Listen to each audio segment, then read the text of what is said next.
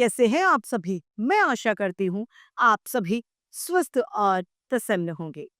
आज हम हमारा पाठ वाक्य भेद को पढ़ेंगे और समझेंगे। तो आइए इस पाठ को प्रारंभ करते हैं। यह है हमारा पाठ 21 वाक्य भेद। वाक्य क्या है? शब्दों के मेल से वाक्य बनता है। शब्दों का सार्थक समूह वाक्य कहलाता है। उसी के भेदों को हम इसमें पढ़ेंगे। ममता रोटी खा रही है, मैं पत्र लिख रही हूँ। किसान, यह कितना सुरम्य दृश्य है। ओह, आज तो कड़ाके की सर्दी है। यहाँ पर सभी सार्थक ध्वनियों के समूह हैं, अतः ये वाक्य हैं। वाक्य भाषा का प्रमुख अव्यय होता है। तो यह कह सकते हैं कि एक विचार को पूर्ण रूप से प्रकट करने वाला शब्द समूह ही वाक्य कहलाता है। वाक्य के खंड। वाक्य के दो भाग होते हैं। पहला उद्देश्य, दूसरा विधेय होता है। उद्देश्य वह होता है जिसके बारे में बात की जा रही है। बात करने वाले को उद्देश्य कहते हैं। और जैसे राम ने आइसक्रीम खाई, तो राम क्या हो गया? यहाँ पर उद्देश्य हो गया। तथा सब पीछे का जो वाक्य है, जो राम के बारे में बताया गया, वह विधेय है। पढ़ते हैं। अर्जुन ने जयदत्त को मारा। इस वाक्य में अर्जुन उद्देश्य है, बाकी संपूर्ण वाक्य यहाँ पर विधेय है। यानी जिसके बारे में बात की जा रही है वह उद्देश्य हो जाता है, बाकी संपूर्ण वाक्य विधेय कहलाता है। उद्देश्य, जिसके विषय में कुछ कहा जाता है उसे उद्देश्य कहते हैं। तथा विधेय, उद्देश्य के विषय में जो कुछ भी कहा जाता है वह विधेय कहलाता है। अब उद्देश्य का विस्तार। वाक्य में उद्देश्य एक, दो या दो से अधिक शब्दों का भी हो सकता है, क्योंकि उसका परिचय देने वाला अन्य शब्द भी प्रयुक्त होते हैं। जैसे कि सुंदर चिड़िया आकाश में उड़ रही है। इसमें सुंदर उद्देश्य चिड़िया का विस्तार है। उद्देश्य में संज्ञा, सर्वनाम, विशेषण, क्रिया विशेषण का प्रयोग होता है। और विधेय का विस्तार। विधेय में मूल विधेय को पूर्ण करने के लिए कुछ अन्य शब्दों के भी प्रयोग में लिया जाता है। जैसे कि वह अपने पेन से लिखता है, इसमें अपने विधेय का विस्तार है। यहाँ पर कुछ उदाहरण है। उद्देश्य है हमारा प्यारा भारत देश, और विधेय क्या है? बड़ा समृद्धशाली है। इसमें हमारा प्यारा भारत देश चारों उद्देश्य है। बड़ा समृद्धशाली है। यह छोटा बच्चा उद्देश्य है, और कितना बुद्धिमानी है? विधेय है। मेरा पुत्र अजित अपनी पुस्तक मन लगाकर पढ़ता है, यह उद्देश्य और शेष विधेय है। रचना के आधार पर वाक्य के भेद। रचना के आधार पर वाक्यों को तीन भागों में विभक्त किया गया है। पहला है साधारण वाक्य, दूसरा संयुक्त वाक्य तथा तीसरा मिश्रित वाक्य है। साधारण वाक्य, इसमें एक ही कर्ता होता है और एक ही क्रिया पाई जाती है, जो साधारण वाक्य कहलाता है। आइए, मोहन गेंद से खेलता है, वह शरबत पीता है और मोहिनी गीत गाती है। यहाँ पर हम देखेंगे कि एक ही उद्देश्य है, यानी एक ही कर्ता और एक ही क्रिया को हमने देखा है। इन वाक्यों में कर्ता और उसकी क्रिया एक ही है। ऐसे वाक्य साधारण वाक्य कहलाते हैं, जिसमें एक क्रिया और एक कर्ता होता है। अतः जिस वाक्य में केवल एक ही कर्ता और क्रिया है वो साधारण वाक्य कहलाते हैं। दूसरा, संयुक्त वाक्य। इन वाक्यों में संयुक्त वाक्य क्या है? वर्षा हो रही थी, इसीलिए मैं स्कूल नहीं पहुंच सका। उसने तुम्हारी बहुत प्रतीक्षा की, लेकिन तुम नहीं आई। हम भाषण देना चाहते थे पर डर गए। यहाँ पर वाक्यों में दो स्वतंत्र उपवाक्य क्रमशः इसलिए परंतु लेकिन समुच्चय बोधक शब्दों से आपस में जुड़े हुए हैं।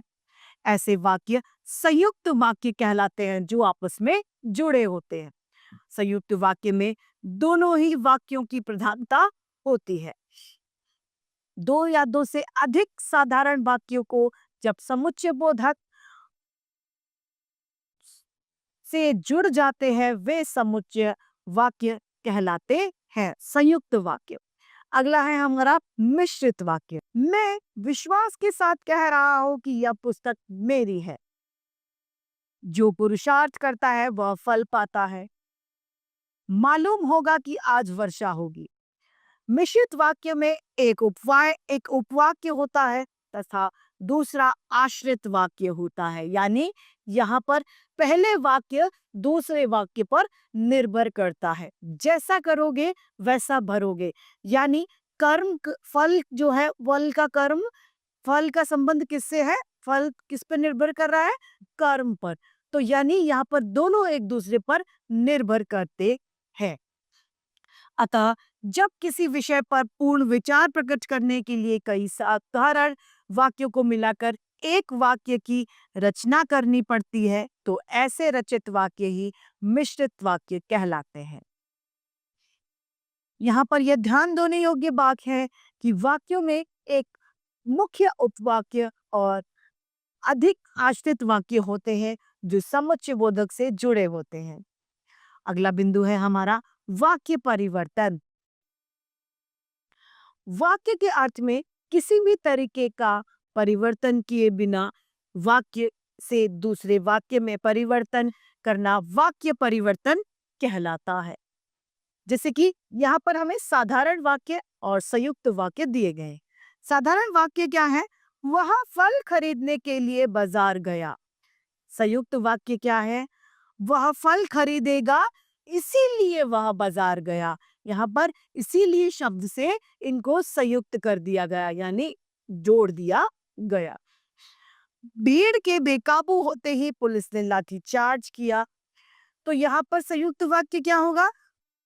भीड़ बेकाबू हुई इसीलिए पुलिस ने लाठीचार्ज किया। यह एक संयुक्त वाक्य आ गया। स्वास्थ्य ठीक न होने से मैं स्कूल नहीं जा सका। मेरा स्वास्थ्य ठीक नहीं था इसीलिए मैं स्कूल नहीं गया। अब है साधारण वाक्य और संयुक्त वाक्य। साधारण वाक्य में है छुट्टी होने पर हम मैच देखने जाएंगे। और संयुक्त वाक्य क्या होगा? छुट्टी होगी तब हम मैच देखने जाएंगे। मेहनती मनुष्य के लिए कुछ भी कठिन नहीं है। और संयुक्त वाक्य क्या है? जो मेहनती व्यक्ति है, जो मनुष्य मेहनती है, उसके लिए कुछ भी कठिन नहीं है। पिताजी के घर पहुंचते ही वर्षा रुक गई। जैसे ही पिताजी घर पहुंचे वैसे ही वर्षा रुक गई।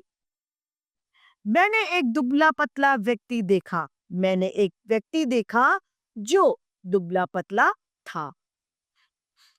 अब अर्थ के आधार पर वाक्य के भेद। अर्थ के आधार पर वाक्य भेद। निम्नलिखित वाक्यों को पढ़िए और समझिए।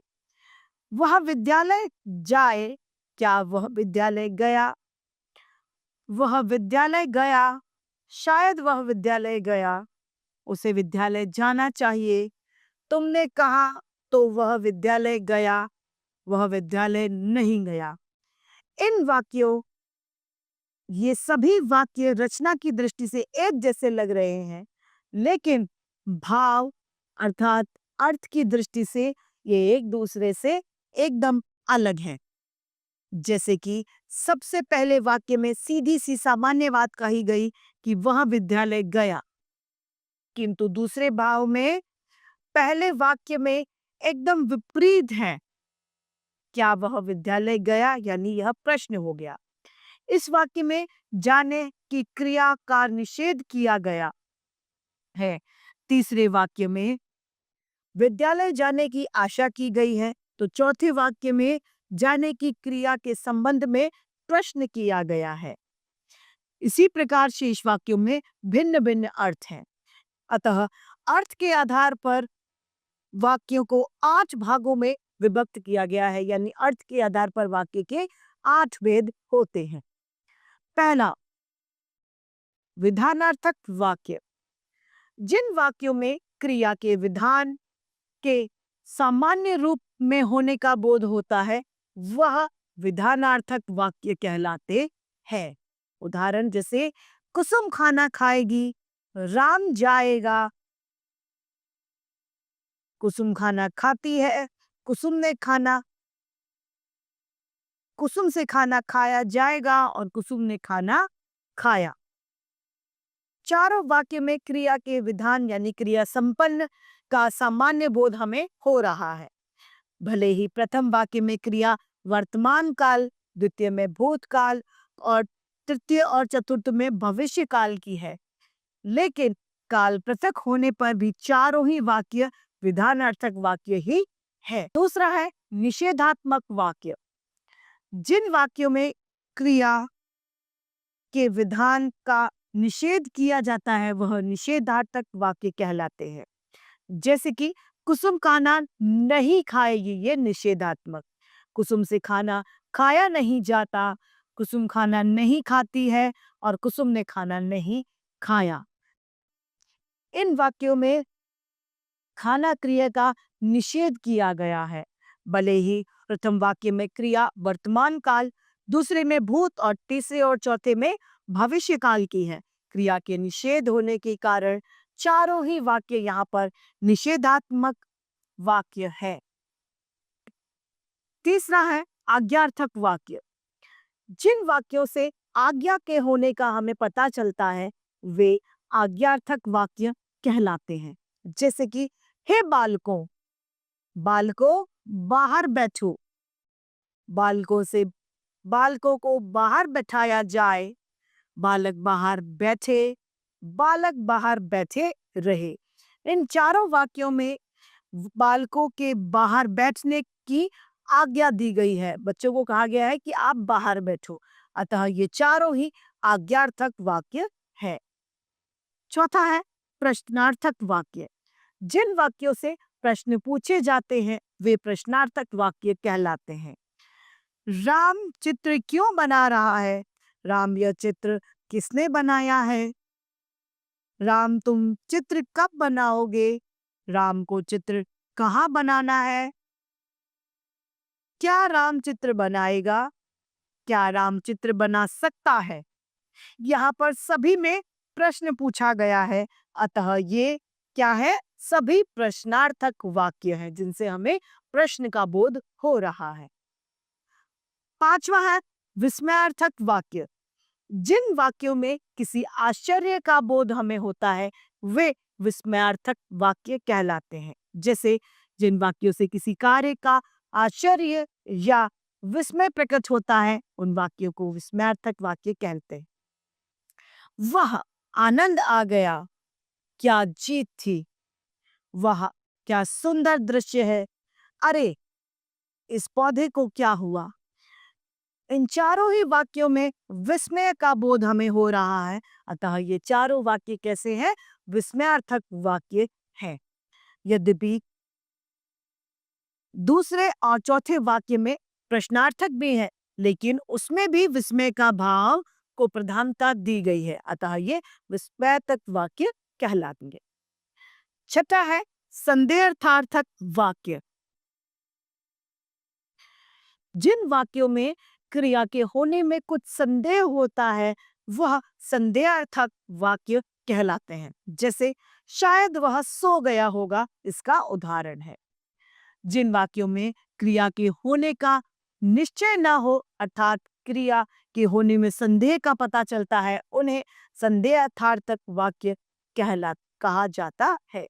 जैसे उसकी गाड़ी छूट गई होगी, शायद राधा सो रही होगी, इसके उदाहरण है। यहाँ पर वाक्यों में पहुंचने, बांसुरी बजाने, गाड़ी छूटने और सोने का पक्का पता नहीं है, यानी यहाँ पर कोई कंफर्मेशन नहीं है। चारों वाक्यों में अनिश्चित स्थिति है, अतः ये सभी क्रियाओं के होने में संदेह को हमें बताता है, अतः ये संदेहार्थक वाक्य है। सातवां है इच्छार्थक वाक्य। जिन वाक्यों से किसी किसी इच्छा, उम्मीद या आशा का पता चलता है वे इच्छार्थक वाक्य कहलाते हैं। जैसे ईश्वर करे उसकी मनोकामना पूरी हो, हे भगवान वो आज पास हो जाए, यह इसके उदाहरण है। जिस वाक्य से किसी प्रकार की इच्छा, आशंका, आशीर्वाद या शाप या दुआ निहित होता है, उन वाक्यों को इच्छार्थक वाक्य कहते हैं। जैसे कि का भगवान सबका कल्याण करे, सर्वत्र शांति हो, ईश्वर करे आप स्वस्थ हो जाएं और अब वर्षा रुकनी ही चाहिए। इन सभी में भिन्न रूपों में कोई न कोई इच्छा बताई गई है, अतः ये सभी इच्छार्थक वाक्य है। आठवां संकेतार्थक वाक्य। जिन वाक्यों में किसी अन्य वाक्य की संभावना को संकेत किया जाता है या निहित किया जाता है वे संकेतार्थक वाक्य कहलाते हैं। जैसे कि डॉक्टर आ जाता तो रोगी के प्राण बच जाते, यहाँ पर दूसरी जो क्रिया है वो पहली क्रिया पर निर्भीत होती है। मेरा काम हो जाता किंतु उसने कहा नहीं, तुम बुलाने जाओगे तो वह जाएगा, वर्षा रुक गई इसीलिए वह आ गया। इन चारों वाक्यों में हमने देखा कि दूसरी क्रिया पहले पर निर्भर है।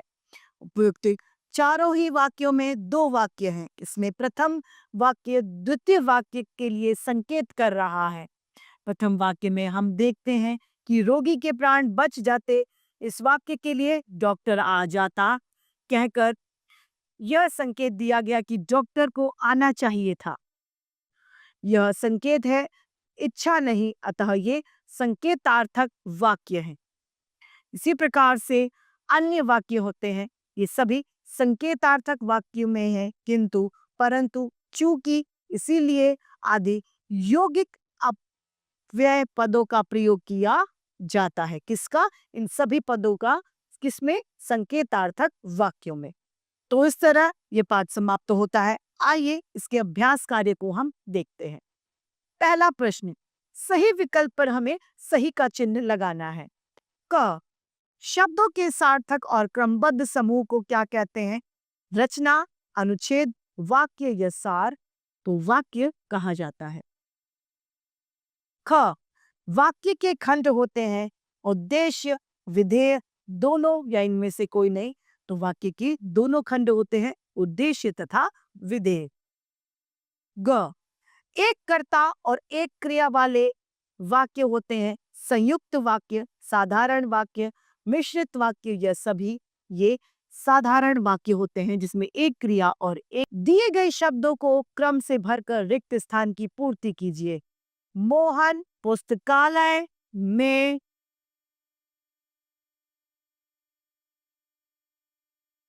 जाएगा।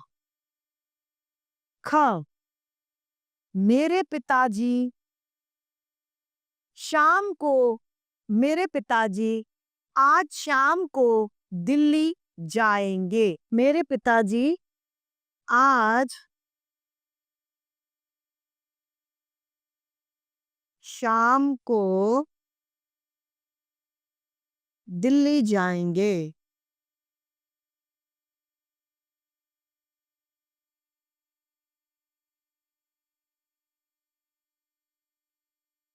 ग मेरी छोटी बहन पुस्तक पढ़ रही है। घ रिक्त स्थान परीक्षा में पास हो गया। रमेश के बड़े भाई का लड़का। तो रमेश पहला, के दूसरा, बड़े तीसरा, चौथा भाई, पांचवा का और छठा लड़का।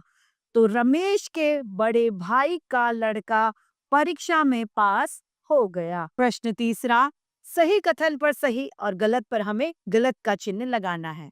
क, हे प्रभु यह क्या हो गया? यह विस्मयार्थक वाक्य है। जी हाँ। ख, संदेहार्थक वाक्यों में क्रिया की अनिश्चितता रहती है। जी हाँ। ग, संकेतार्थक वाक्य और इच्छार्थक वाक्य एक ही होते हैं। जी नहीं।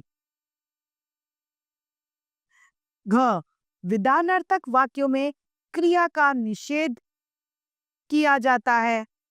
नहीं। ड, तुम पढ़ो इच्छार्थक वाक्य है। नहीं। चौथा, सुमेल कीजिए, राधा खाना खाती है। यह कैसा है?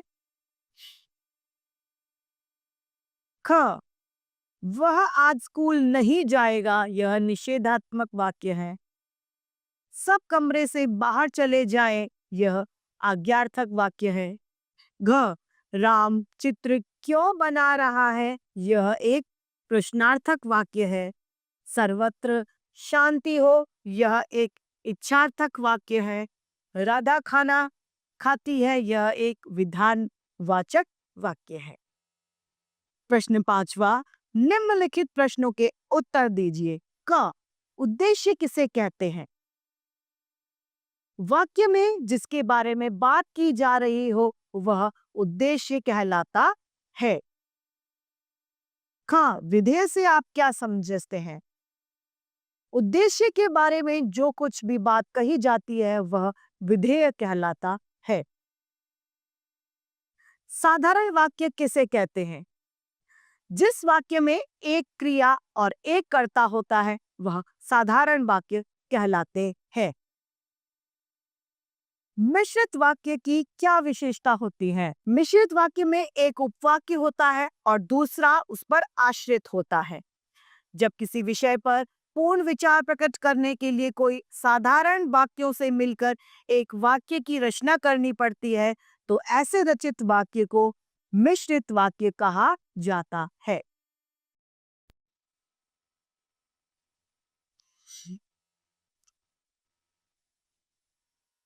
ड, अर्थ की दृष्टि से वाक्य के मुख्य कितने भेद होते हैं? अर्थ के आधार पर वाक्य के 6 भेद होते हैं। विधानार्थक भाव, आज्ञार्थक भाव वाक्य, विस्मयार्थक वाक्य, प्रश्नवाचक वाक्य, निषेधार्थक वाक्य, संदेह वाक्य तथा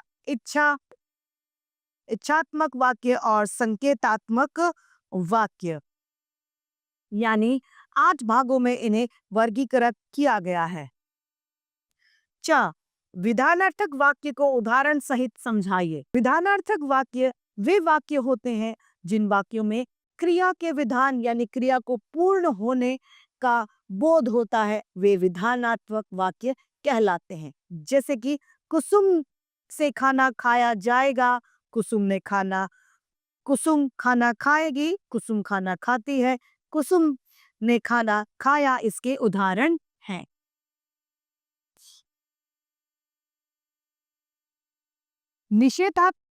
निषेधार्थक वाक्यों की पहचान बताइए। निषेधार्थक कार्यात्मक वाक्य में कार्य के न होने का बोध हमें होता है। इसमें पता चलता है कि कार्य नहीं किया जा रहा। जैसे राम से खाना नहीं खाया जाएगा, तो यह एक निषेधार्थक वाक्य का उदाहरण है। ज, आज्ञार्थक और इच्छार्थक वाक्य में अंतर स्पष्ट कीजिए। आज्ञार्थक में आज्ञा मिलती है और इच्छार्थक में इच्छा होती है। जैसे आज्ञार्थक का उदाहरण है, सभी बच्चे यहाँ से बाहर जाएं। यह एक आज्ञार्थक वाक्य का उदाहरण है।